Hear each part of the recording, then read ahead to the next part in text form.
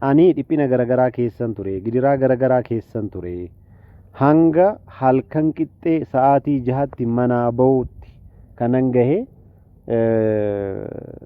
Halkan qixxee gaafan manaa ba'u kanas immoo waraabessi garanaa fi garanaan ta'ee bakkan barbaadu saniin akka kunoo sareen nama jalatti gangalachaati namaan taphattu nama jalatti taphattu san akkasitti nama akka namaatitti namni bineensa natti taanan waaqayyoo bineensa nama naa godhee waraabessa nama naa godhee na eeganii bakkan barbaadeen na gahanii jettee manuma kanatti ragaa nuu baatee wantoota garagaraa ragaa nuu bahaa turte obboleettiin kun.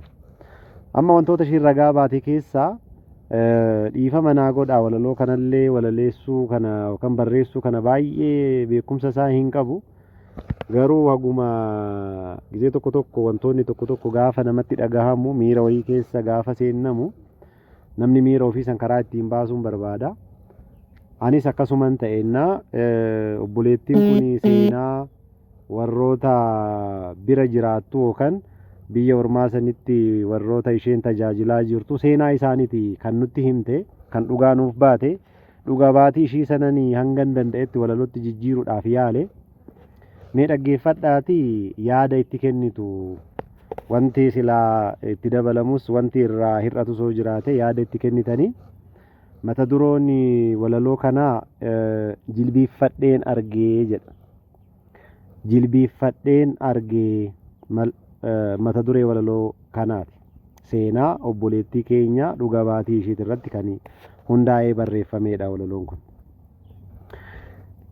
Sagaduun jalqabee lallaba dhagahee sagaduun jalqabee lallaba dhagahee maaluma jedheetan karaa irratti bahee maaluma jedheetan karaa irratti bahee ilaaluun eegalee sabaa sagalootaa iyyaafadheen deeme iddoo ogeessotaa ilaaluun jalqabee sabaa sagalootaa iyyaafadheen deeme iddoo ogeessotaa dubbisuun jalqabee dubbisuun eegalee wangeela Maatiyos dubbisuun eegalee wangeela Maatiyos boqonnaa 2:11 dubbisuun eegalee wangeela Maatiyos boqonnaa 2:11 nan argee bu'aasaa erga sagadanii jilbiiffachuu isaaniin lubbuun deebi'anii nan argee bu'aasaa erga sagadanii jilbiiffachuu isaaniin lubbuun deebi'anii Heroodsi qophaa'ee ajjeesuuf isaanii Heroodsi qophaa'ee ajjeesuuf isaanii akkuma ajjeese kumaan daa'immanii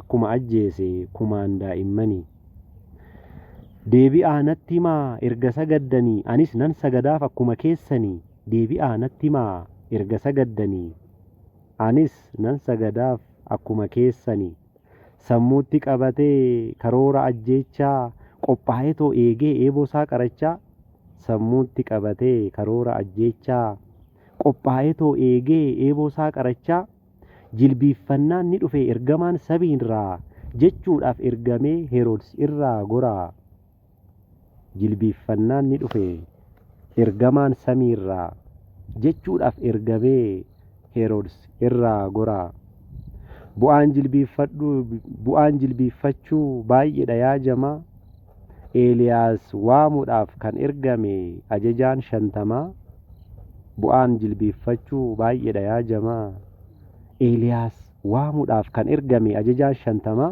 jilbiiffachuu isaatiin olfate lubbuu isaa ittuma dabalees lubbuu loltoota isaa jilbiiffachuu isaatiin olfate lubbuu isaa ittuma dabalees lubbuu loltoota isaa.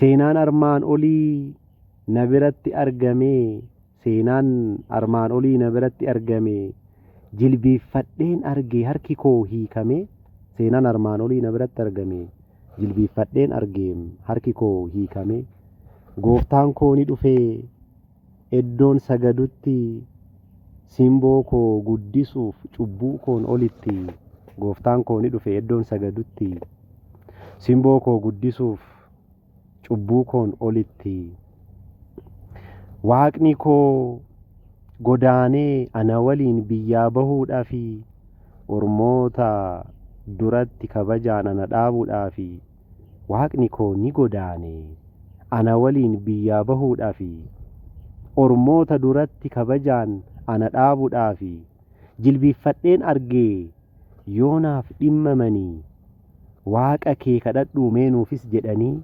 jilbiiffadheen argee yoonaaf dhimmamanii waaqa kee kadhadhuu meenuufis jedhanii maadaamii kootitu araadaan qabamee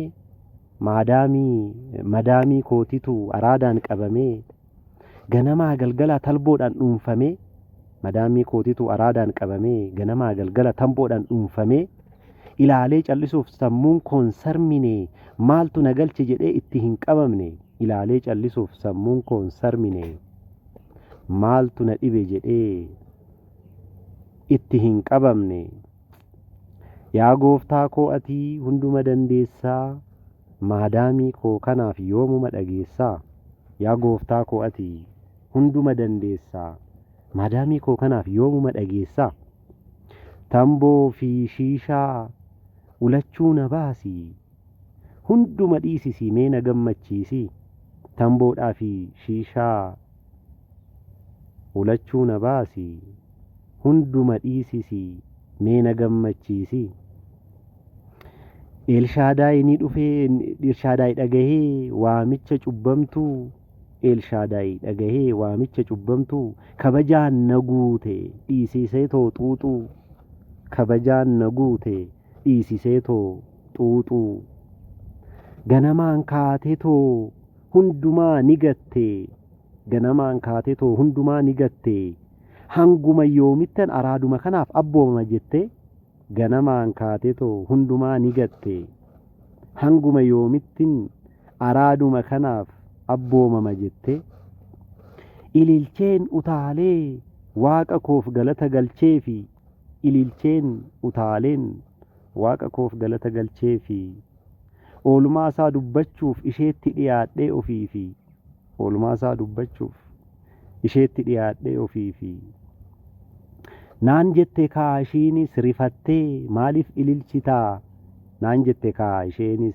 rifattee maaliif ililchitaa maaltu siif argame maaliif na ilaaltaa maaltu siif argame maaliif na ilaaltaa silatii kootu naaf dhaqqabe kanan itti himadhe dubbii kootu dhagahame kanan oliyyadhe silatii kootu naaf dhaqqabe kanan itti himadhe dubbii kootu dhagahame kanan oliyyadhe kanaafan ililchaa oolmaasaa ibsuudhaaf tamboodhaa fi shiishaa darbitee arguu koof kanaafan ililchaa oolmaasaa ibsuudhaaf tamboodhaa fi shiishaa darbitee arguu koof yoo dagatte malee adaraan kan biraa ilmi koo hojii dhabe kadhuuf mee adara yoo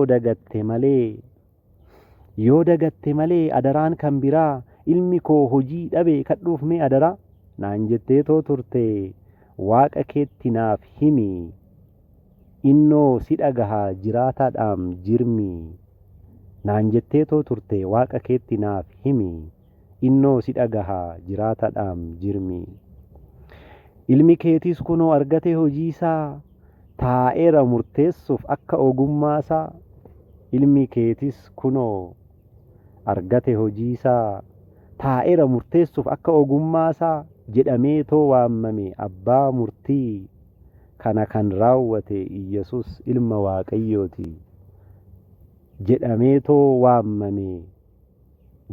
too ni waammame abbaa murtii kana kan raawwate Iyesuus ilma Waaqayyooti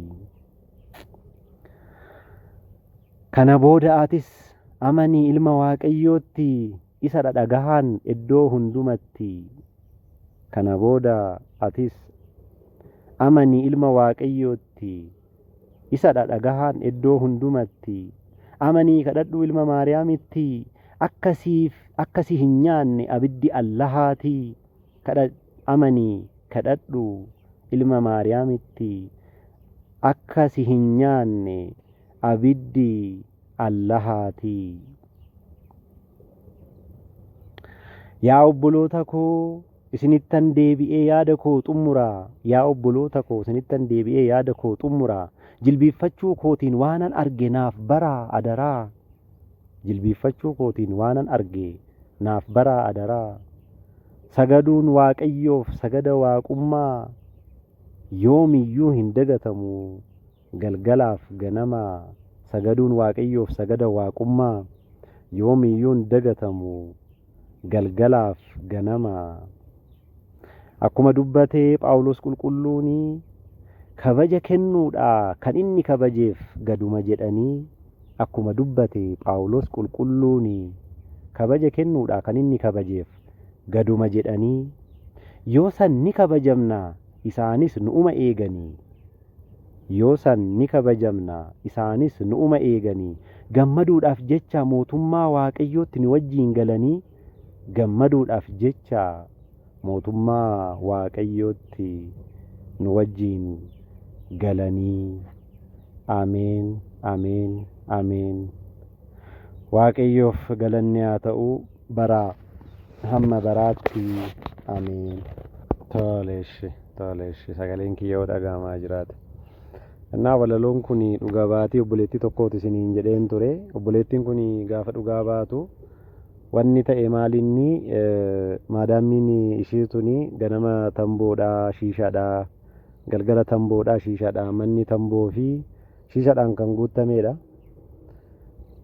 Yooma kadhannaa kadhattu kadhannaa ishii keessatti yaa waaqa koo shiishaa fi tamboo kana namitti matanoo dhiisiste maal ta'a? Maatiin isaanii nageenya hin qabu. Ilmi isaanii mana ta'a seeraan eebbifamee hojii hin qabu. Hojii hin arganne. Hojii argachuudhaaf baay'ee rakkachaa jira. Isheen abbaa manaa ishee wajjin nagaa hin qabdu. Ijoolleen ishii kan biraallee akkasuma. Irruma deddeebi'aniituma rakkoo garagaraati kan isaan mudatu. Irra deddeebitee obboleettiin tuni maal goote? Yaa Waaqayyo maaloo ati hundumaa dandeessa? Namitti matana shiishaa kana naa gachisiisi jettee irra deddeebite. Kadhannaa qofaa miti maqaa isheetiin sagadaa turte. Hubadhaa maatii Waaqayyoo namittiin tuni ahzaabiidha musliimaa. Waa'ee kiristaanummaa waan beektu hin qabdu. Biyya Arabaa keessatti dhalattee kan guddatteedha. Wanni ishiin beektu waanuma beektu sani. Wanni ishiin beektu waanuma beektu sani keessattuu obboloonni biyya Arabaa jiraattan sirriitti beektu jireenya isaanii kana. Obboleettiin tuni irra deddeebitee maal jetti? Yaa Waaqayyo waan kana keessaa ishii baasi. Ilma ishee kanas immoo maaloo manatti hin hambisini. Waan barateen hojii akka seenu wanta carraa isaa qabee carraa isaa fuulduraa kaasi jettee irra deddeebitee kadhannaa kadhachuu qofaa miti maqaa namitti saniitiin sagadu. Kiristaanummaan akkasii argitanii kiristaanummaan namaaf jiraachuu akkamitti akka ta'e obboleettii kanarraa hin barra jechuudha. Irra deddeebitee maal jetti? Yaa Waaqayyo namitti tana yaadadhu, ijoollee ishiitis yaadadhu, carraa isaanii gadhiisisiifi. Seexanni carraa isaanii qabee ishii manatti galchee tamboo xuuxisuudhaan shiishaa akka xuuxxu gochuudhaan ijoollee ishii immoo carraa isaanii qabee akkanatti akka isaan nagaan arganne gochuudhaan akka hojiin isaanii milkoofneef gochuudhaan irra deddeebi'eetoo miidhaa jira jettee ganamaa galgala Waaqayyootti himti maatii Waaqayyo. Garuu yeroon booda gaafa hirriibaa kaatu mucayyoon tuni yeroo tokko guyyaa tokko gaafa hirriibaa kaatu namittiin tuni meeshaa shiishaa sana gaduma fuutee yoo caccabsitu argite. Gaduma fuutee yoo caccabsitu argite. Amma mucayyoon tun of qabuu hin dandeenye numa ililchite. Maaliif ililchite jette? Anoo waaqa kootifanii galata galchaa. Waan kana guyyaa tokko akka gootu abdiin qaban ture. Waaqni koo na saalfachiisne. Inni waaqa nama saalfachiisu miti na saalfachiisne. Kunoo ati har'a shiishaa kana gattee karaa kanaan si arguun koo dhugumatti baay'ee na gammachiise. Kan kana naa godheefanan ililchaa. Kana naa godheefanan utaalee galata galchaa jettee itti himte.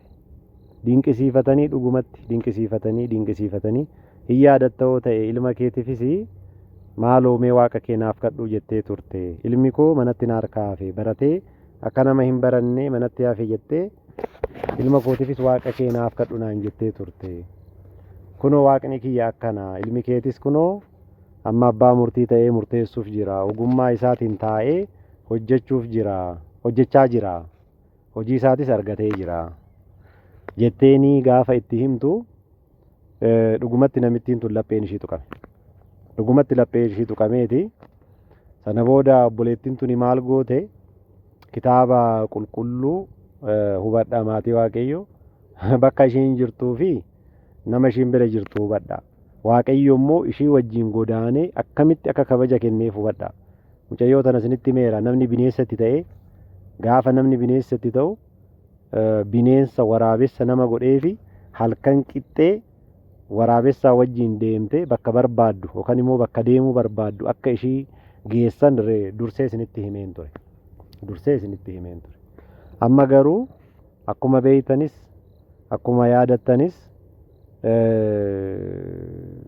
Waaqayyo yeroo maraayyuu gaafa isa waammanne iddoo marattuyyuu akka nuu dhaqqabu akka nu gargaaru akka simboo nuu kennu cubbuu keenya dagatee akka simboo keenya ol qabu hin beeytan. Cubbuu keenya hin dagata Waaqayyo dhuguma isiniin jedha. Waaqayyo dagataadha isiniin jechaa hin jiru. Waaqayyo dagataa miti. Garuu cubbuu keenya nuu dagata. Nuu dhiisa. Cubbuu keenya nuu dagatee nuu dhiiseeti simboo nuu kennee nu guddisee nu ilaala. Akka nuti waan kana ofirratti qabannuuf immoo irra deddeebi'ee karaa garaagaraatiin nu gorfata Waaqayyo abbaan keenya. Obboleettii kanaaf kan godhe kanadha. Yeroo kana obboleettiin tuni maal goote kitaaba qulqulluu appilikeeshinii akka buufattee too dubbistu taasiste. Waan isin ajaa'ibu wangeela Yohaannis irraa kan dubbisuu jalqabde namittiin tuni imimmaan qabachuu hin dandeenye. Wangeela Yohaannis dubbistee itti aantee wangeela Maatiyos dubbiste. Wangeela Maatiyos dubbistee itti aantee wangeela Luqaas dubbiste. Wangeela Luqaasitti aantee wangeela hojii duuka bu'ootaa dubbisuuf jirti amma. Boo'ichaan addaan kutuu hin dandeenye waan isin ajaa'ibu. Boo'ichaan addaan kutuu hin dandeenye namittiin tun. Quraana silkii ishiitirra jiru diliitii goote. Quraana silkii ishiitirra jiru maal goote diliitii goote. Aaniinstool goote takkittumaan balleessite. Argitanii namni Kiristoosiin gaafa argatu kitaaba ajjeechaa, kitaaba jibbiinsaa, kitaaba sagaagalummaa, kitaaba dhalli namaa itti keessatti salphate, kitaaba dhalli namaa tokko ol tokko gadi itti ta'e, kitaaba namni tokko fedhii sagaagalummaa isaatiif barreeffate. Irra deebi'een dubbadhaa sirriitti dhaggeeffadhaa. Kitaaba namni tokko fedhii sagaagalummaa isaatiif barreeffate diliitii goote. Diliitii goote. Hin balleessite silkii ishiitirraa. Imimmaan ishii qabachuu dadhabde wangeela gaafa dubbistu maatii Waaqayyo. Imimmaan ishii qabachuu dadhabde wangeela gaafa dubbistu. Waaqni keessan kana mee jilbiiffadhaa. Isheen jilbiiffatteet agarte. Isinis jilbiiffadhaa mee. Warri rakkattanii rakkoo garagaraa keessa jirtan. Kan dhiphattanii dhiphina garagaraa keessa jirtan. Kan gidiraan garagaraa jireenya keessan keessatti mana ta'ee mana godhatee mandhee ta'ee isin keessaa buqqa'uu dide jilbiiffadhaa mee. Waaqa keessaniif jilbiiffadhaa. Kan inni kabajeetoo kabaja kenneef jilbiiffadhaa. Jalqaba waaqummaa isaatiif jilbiiffadhaa. Jalqaba waaqummaa isaatiif jilbiiffadhaa. Saniin booda bu'aa jilbiiffachuun agartanii. Itti aansaatii haadha isaatiif jilbiiffadhaa. Kennaa isheetiif, ayyaana isheetiif, haadhummaa isheetiif, kadhannaa isheetiif jilbiiffadhaa. Jilbiiffadhaa. Ergamoota qulqulloota Waaqayyootiif jilbiiffadhaa. Akkamitti kochoo isaanii isinirra qabanii gidiraa gurguddaa jala akkamitti akka isin baasan ni argitu. Jilbiiffadhaa. Qulqulloota wareegamtoota Waaqayyootiif jilbiiffadhaa. Akkamitti Waaqayyo cimina kenneefi goraadee san fuuldura, ibidda san fuuldura, bishaan daffaa san fuuldura akkamitti akka dhaabbatan yaadachaatii jilbiiffadhaa. Yaadachaatii jilbiiffadhaa. Qulqulloota abbootii keenya kan akka Abuuna Taklaa Hayimaanoot, kan akka Abuuna Gabra Manfas Qidduus, kan akka Abuuna Zaraa Buruuk akkamitti cimtanii waggaa kana guutuu kadhannaadhaan cimtanii dhaabbattanii seexaanni isiniin qorree akkamitti jala dabarsanii ogummaa akkamiitiin kennaa akkamiitiin jala dabartanii jechaa dinqisiifachaati jilbiiffadhaa maatii Waaqayyo. Jilbiiffadhaa. Hin tajaajiltanoo ta'e tajaajilli keessan akka eebbifamu. Nama fuuldura dhaabbattanii dubbattanoo ta'e wanni dubbattan suni kan nama ijaaru, kan nama cabsu akka hin ta'in, kan nama diigu akka hin taane jilbiifadhaa. Hin faarfattanoo ta'e faaruun keessan suni isin keessa darbee isin ijaaree nama biraa akka ijaaru jilbiifadhaa. Hin lallabdanoo ta'e akka qulqulluu Phexrosiif akka qulqulluu Phaawulosiif ayyaana isaa baay'isee jechi isaanii wanni afaan isaaniitti irraa ba'u lubbuu meeqa qulqulluu Phexros guyyaa tokkotti lubbuu 3,000 guyyaa biraa lubbuu 5,000 akka ittiin deebise akkasuma lallabni keessan lubbuu akkatti akka deebisu jilbiifadhaa. Jilbiifadhaa Waaqayyo fuulduratti. Rakkannee rakkina kan baanu, dhiphannee dhiphina jalaa kan baanu, gidiraan garagaraa rakkoon garagaraa matatiin garagaraa nuti darbamee san jalaa kan baanu gaafa jilbiiffanneedha maatii Waaqayyo. Gaafa jilbiiffanneedha. Yoo jilbiiffanne kana jala baana. Kanaafi hin yaadattu yoo ta'e mootota keessatti seenaan isaa barreeffamee jira. Eeliyaas qabuudhaaf mootittiin suni Elsaabeet abbaa manaashii wajjin taatee ajajaa 50 ergitee turte. Ajajaa 50 dhaqeeti nama Waaqayyoo gadi bu'ii mootiin bu'ii siin jedhaa jedheen tuffiidhaan. Dhuguma ani nama Waaqayyoo yoon ta'e ibiddi samii irraa buute sis namoota 50 si wajjin jirtus si wajjin jiranis haa nyaattu jedhe. Akkasuma ibiddi samii irraa buute isas namoota loltoota 50 isaa wajjin jiranis hin nyaatte. Itti himan dhaqanii mootittii sanitti ammallee ofittummaadhaan amanuu diddeeti ajajaa 50 isa biraa ergite. Ajajaa 50 inni lammataatis ofittummaadhaan dhaqee nama Waaqayyoo mootiin bu'ii siin jedhaa bu'i jedheen. Yoona dhugumaan nama Waaqayyoo ta'e ibiddi samii irraa buutee si'is loltoota 50 keetis haa nyaattu jedhe qulqulluun Eeliyaas. Yoo tana ibiddi samii irraa buutee isas loltoota isaa wajjin jiras 50 ni nyaatte. Mootittiin suni ammallee baruu ammallee lapheen ishii ammallee sammuun ishii hin deebineef waan ta'eef ajajaa 50 sadaffaa ergite. Ajajaa 50 sadaffaan garuu maal godhe maatii Waaqayyo? Jalqaba hin jilbiiffate. Jilbiiffateeti yaa nama Waaqayyoo jedhe. Lubbuu kootii fi lubbuun nama 50 na waliin jiranii si biratti kabaja kan argate haa ta'u. Yaa nama Waaqayyoo mootiin bu'ii siin jedhaa koottu bu'ii jedheen. Yoo kana ergamaan Waaqayyoo dhufeet ansi wajjiinan jira hin sodaatin bu'ii waliin deemi jedheen. Argitanii maatii Waaqayyo jilbiiffachuu isaatiin lubbuu isaatii fi lubbuu loltoota isaa oolfate ajajaa 50 inni sadaffaan kun. Ajajaa 50 inni sadaffaan kun. Hubadhaa maatii Waaqayyo. Hubadhaa maatii Waaqayyo. Wanni jiru jilbiiffachuu keessa jira. Sabaa sagaloonni baha fagoo irraa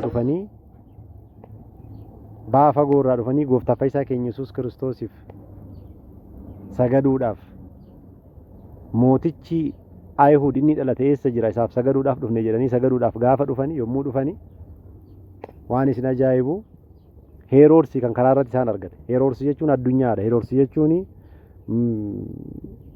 biliclicii yookaan immoo kan karaarraa nama maqsu kan addunyaa kana keessa jirudha. Heroodsi jechuun sooromina addunyaa kanaati. Heroodsi jechuun nyaataa fi dhugaatii addunyaa kana keessa jirudha.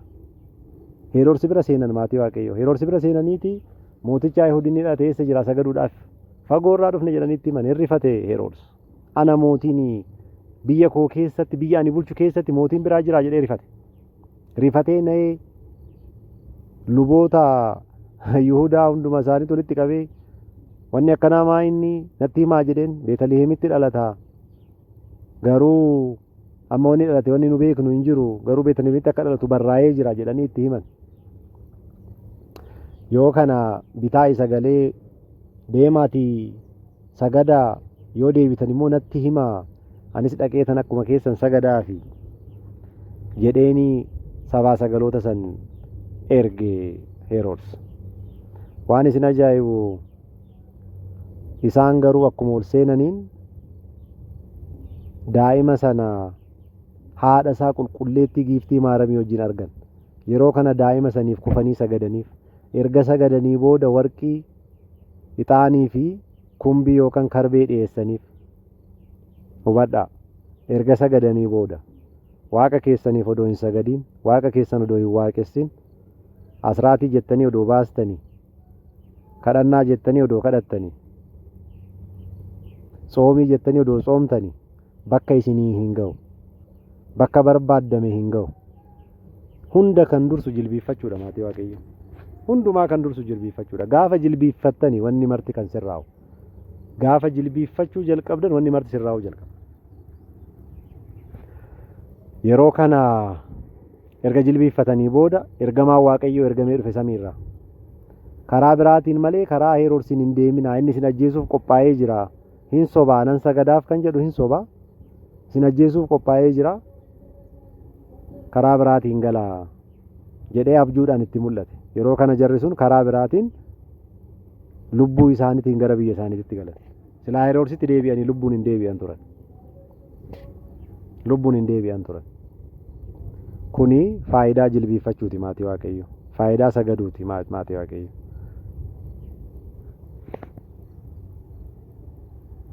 Na wanni irra deddeebi'ee too isinitti himuuf maaliifi yeroo baay'ee sagaduun tuni kunoo wannoo nama gaafata mitiire, humna nama gaafata mitiire, humna jechuun kiyyaa bakka hojii nama gaafata mitiire hin dheessine yeroo baay'ee. Hin dheessine yeroo baay'ee. Kanarraa fagaannee Waaqayyo abbaan keenya wanna nuuf jedhe akka nuun dhoorganne, waan nuuf jedhe akka nuuf kennu, seexanni gaarummaa nuti hojjechaa jirru dhoksee Waaqayyo fuulduraa akka hin geenye, akka hin goone yeroo kadhattanii yaadattu mitiire cubbuu keenya duumessaa gaditti, kadhannaa keenya immoo duumessaa olitti nuu fudhadhu jettanii too yeroo baay'ee kadhannaa keessanii goolabdu mitiire. Kun akka akkana ta'uuf sagaduun, jilbiiffachuun baay'ee barbaachisaadha maatii Waaqayyo. Sababbii kanarra dhaabbadheen obboleettiin kuni dhugaa baatii ishii kana kananii haga danda'ameen gara kanatti jijjiiruudhaaf yaale. Maatii Waaqayyo hundi keessanuyyuu kan si dhaga'e nu haa dhaga'u. Madaamii teetan ammoo Waaqayyo of barsiisee kiristaanummaa keessatti dhandhama jaalala jiru kana argitee dhandhamatte ammayyuu dhandhamachaa jirti. Akkuma isiniin jedhe lapheen ishii cabee baay'ee boo'aa jirti. Kadhannaa godhaa fi hanga dhumaatitti Waaqayyo ishee gargaaree akka bishaan Yordaanos irraa gadaameessa hafuura qulqulluutirraa dhalatanii maatii sun hunduyyuu obboloota keenya ta'anii akka nu wajjin galateeffatanii akka nu wajjin waaqessan Waaqayyo isaan haa gargaaru. Kuni seenaa obboleettii keenya jilbiiffachuu isheetiin argatteeti. Hundi keenyayyuu akkuma ishee kana. Hundi keenyayyuu akkuma ishee kana jilbiiffannee Waaqayyo waan laphee keenya keessatti yaanne waan gaarii waan ta'e qofaaf odoo hin ta'in waan nu fayyadu inni akka fedhaa fi heeyyama isaatitti nuuf haa kennu. Aameen nuuf haa turu maatii Waaqayyo hunduma keessanuyyuu. Waaqayyo isin haa eebbisu. Galatooma.